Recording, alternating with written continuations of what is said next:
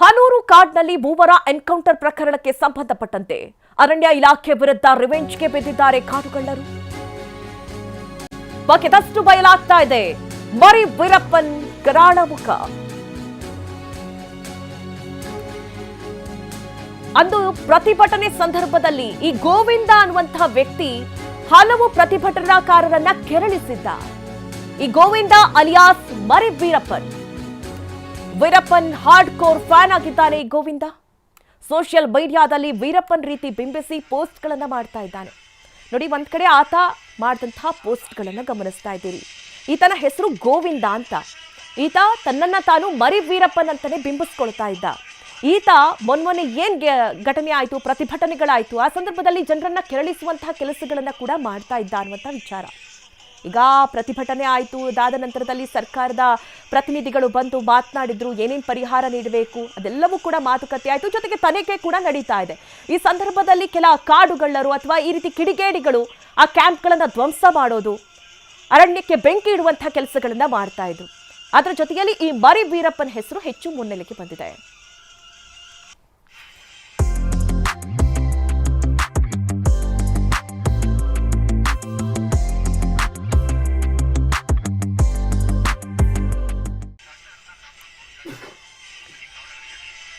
ನಾವು ನೋಡ್ತಾ ಇದ್ದೀವಿ ಮರಿ ವೀರಪ್ಪನ್ ಅನ್ನುವಂಥ ವ್ಯಕ್ತಿ. ನೀವು ಈ ಫೋಟೋಸ್ಗಳನ್ನ ಗಮನಿಸಬಹುದು. ಈತನ ಹೆಸರು ಗೋವಿಂದ ಅಂತ.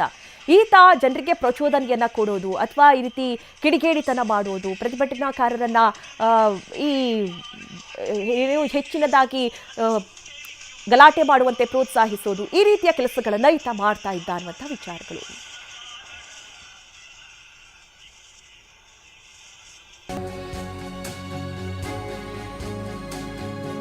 ಮರಿ ವೀರಪ್ಪನ್ ಕೃತ್ಯ ಒಂದಲ್ಲ ಎರಡಲ್ಲ, ಬಗೆದಷ್ಟು ಬಯಲಾಗ್ತಾ ಇದೆ ಮರಿ ವೀರಪ್ಪನ್ ಕೃತ್ಯಗಳು.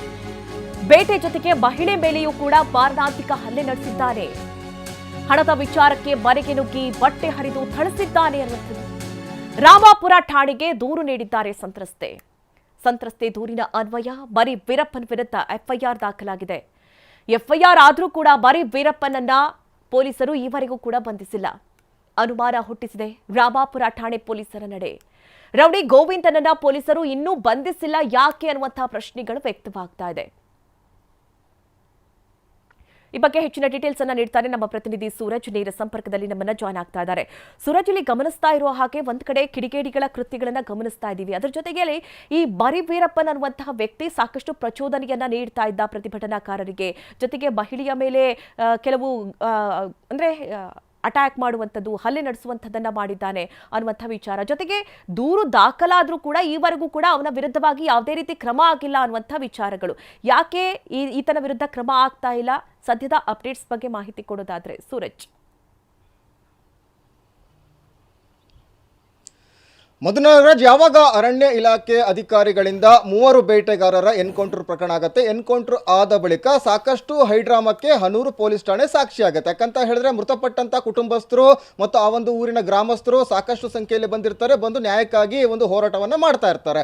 ಈ ಒಂದು ಸಂದರ್ಭದಲ್ಲಿ ಇದನ್ನೇ ಎನ್ಕ್ಯಾಶ್ ಮಾಡೋ ಸಲುವಾಗಿ ಗೋವಿಂದ ಅಲಿಯಾಸ್ ಮರಿ ವೀರಪ್ಪನ್ ಕಂಠ ಪೂರ್ತಿ ಟೈಟ್ ಆಗಿ ಬರ್ತಾನೆ. ಕುಡಿದು ಬಂದಂತಹ ಈ ವ್ಯಕ್ತಿ ಅಲ್ಲಿ ಸೇರಿದಂತಹ ಪ್ರತಿಭಟನಾಕಾರರನ್ನ ಪ್ರವೋಕ್ ಮಾಡಕ್ಕೆ ಶುರು ಮಾಡ್ತಾನೆ. ಅರಣ್ಯ ಕಚೇರಿಗೆ ನುಗ್ಗೋಣ ಬನ್ನಿ ಅಂತ ಹೇಳಿ ಒಂದು ರೊಚ್ಚಿಗೆಬ್ಸ್ತಾನೆ.